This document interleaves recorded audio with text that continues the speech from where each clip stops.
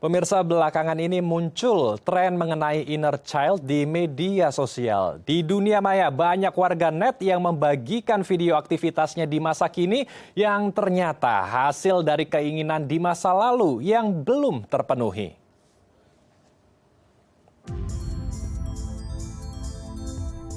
Belakangan ini muncul tren mengenai inner child di media sosial. Dalam tren ini, orang-orang bercerita mengenai masa kecilnya yang sulit dilupakan. Mereka membagikan kebiasaannya di masa kini yang ternyata hasil dari keinginan di masa lalu yang belum terpenuhi. Dirangkum dari berbagai sumber, inner child dipahami sebagai fenomena pembentukan sisi kepribadian seseorang yang dipengaruhi oleh pengalaman masa kecilnya. Sering juga digunakan untuk merujuk pada diri asli atau sejati seseorang, terutama ketika dianggap buruk yang disebabkan oleh pengalaman masa kecil yang negatif. Inner child dianggap dapat mempengaruhi manusia dalam membuat keputusan, merespon masalah, dan menjalani kehidupan. Lantas, apakah sebenarnya inner child ini dalam bidang psikologi, dan apa pengaruhnya terhadap kehidupan sehari-hari? Ya, untuk membahasnya lebih lanjut, kita telah terhubung langsung dengan narasumber kita, Mbak Novita Tantri, psikolog anak dan remaja. Kita langsung sapa narasumber kita. Selamat siang, Mbak Novita. Apa kabar di sana, Mbak? Selamat siang, Mas Andrew. Kabar baik, apa kabar? Kabar kami di sini juga baik. Kita langsung saja, Mbak Novita, membahas tentang tren inner child nih yang sedang ramai di media sosial nih, Mbak. Agar tidak banyak mispersepsi di luar sana dan masyarakat langsung memberikan judgement ya. Ini karena inner childmu, jadi kamu baper nih kalau kita bercandaan sedikit nih. Sebetulnya, Mbak Novita, inner child sendiri itu apa sih, Mbak Novita? Sebenarnya ya, Mas Andrew, istilah inner child itu dipakai oleh Carl Jung gitu ya di tahun 1940-an. Jadi sebenarnya kalau kita sebagai psikolog tidak memakai istilah itu lagi karena ilmu psikologi sama dengan ilmu-ilmu yang lain itu terus berkembang. Jadi mungkin yang dimaksud dengan inner child itu yang disebut dengan ACE atau ACE, yaitu Adverse Childhood Experiences yang dialami seorang manusia di masa kecilnya. Masa kecil berarti usia 0 sampai 17-18 tahun. Usia anak itu sampai 18 tahun, itu yang dialami. Nah, bicara Adverse Childhood Experiences, itu adalah kejadian-kejadian di masa kecil yang membuat anak itu trauma, Mas. Jadi yang bisa mempengaruhi kesehatan fisik dan juga kesehatan psikologisnya. Jadi ACE ya namanya.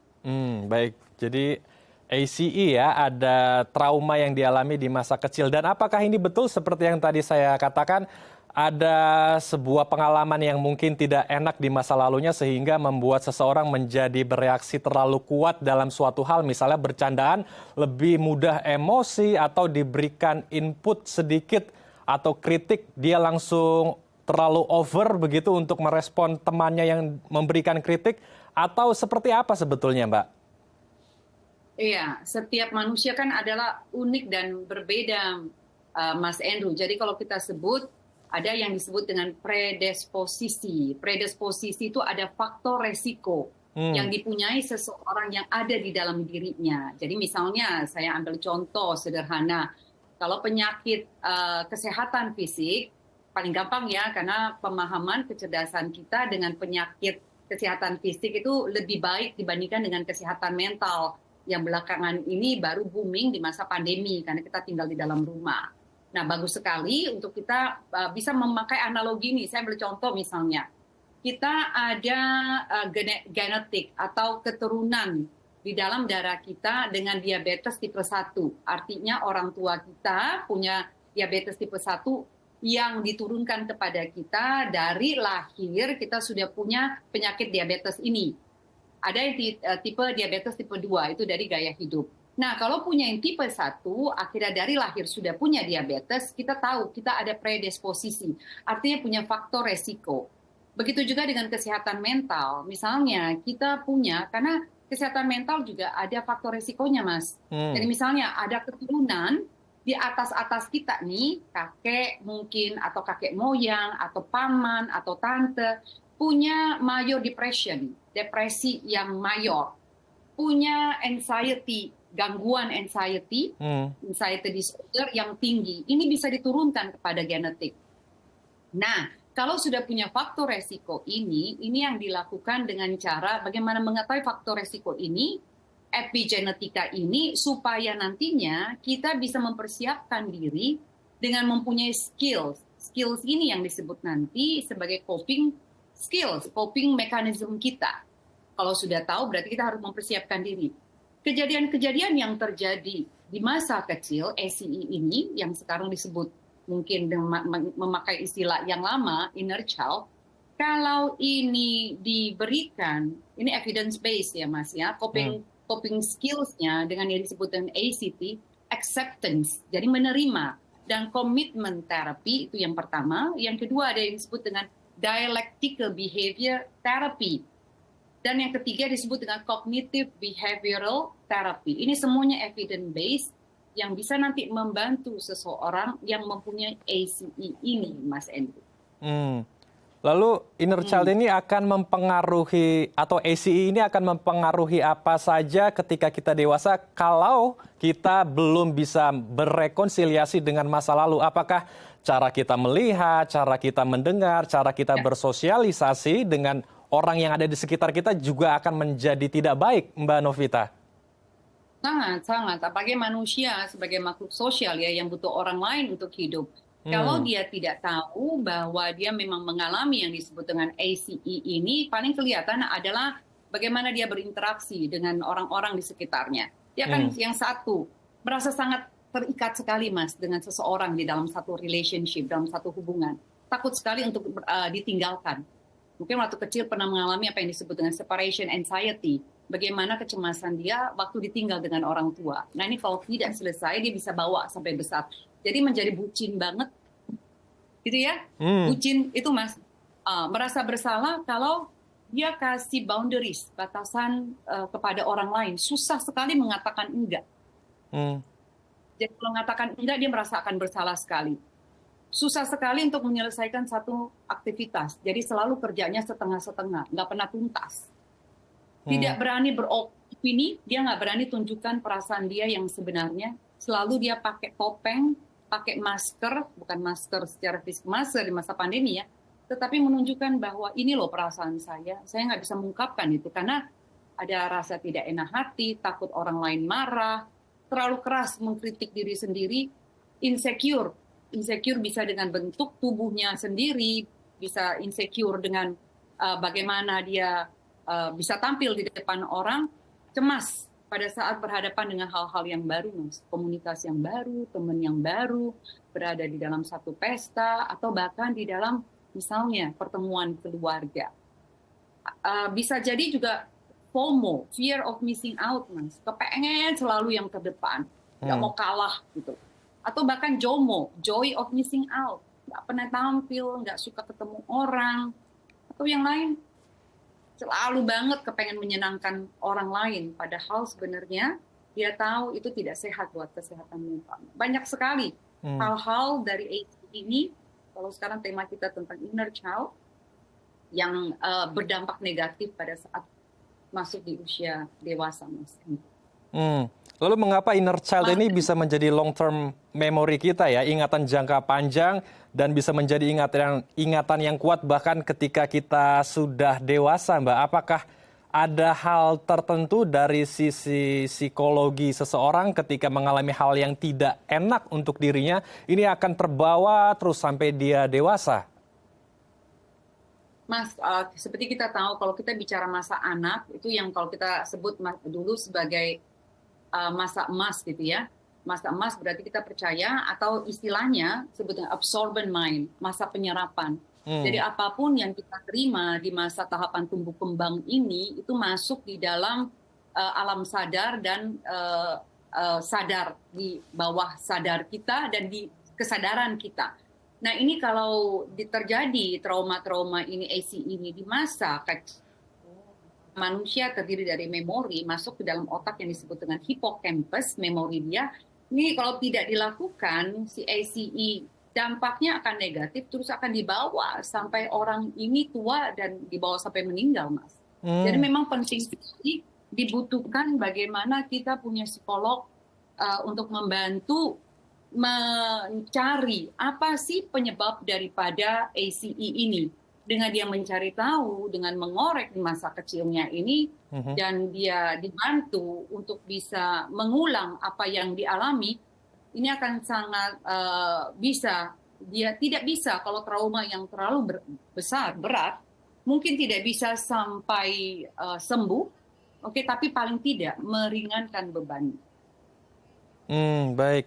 Ini menarik sekali Mbak Novita, tapi pertanyaannya bagaimana agar kita bisa berdamai dengan inner child kita? Rekonsiliasi seperti apa yang sebaiknya harus kita lakukan? Karena mungkin banyak masyarakat yang bingung bagaimana cara berdamai dengan masa lalu sehingga dia bisa menjadi manusia yang baru, yang bisa betul-betul bahagia dengan dirinya sehingga beraktivitas dengan orang di sekelilingnya bisa dengan baik begitu, Mbak Novita. Tapi ditambah kita akan bahas usai jeda ya, Mbak. Baik, siap Pemirsa Mas jangan Henry. kemana-mana, tetap bersama kami di Halo Indonesia.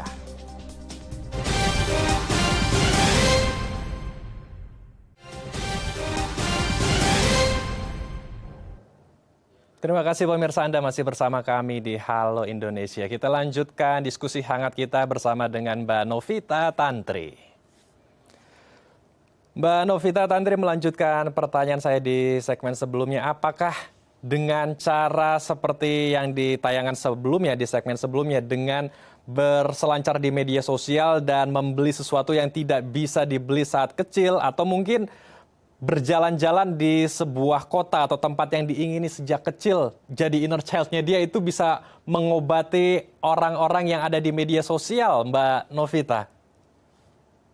Bisa aja, nggak ada yang salah dengan hal itu kan. Kalau itu menjadi hal dampak yang positif, misalnya kepengen ke puncak, waktu kecil susah banget ke puncak misalnya, lalu punya fasilitas, kesempatan untuk pergi secara waktu dan juga finansial, go ahead gitu, nggak masalah.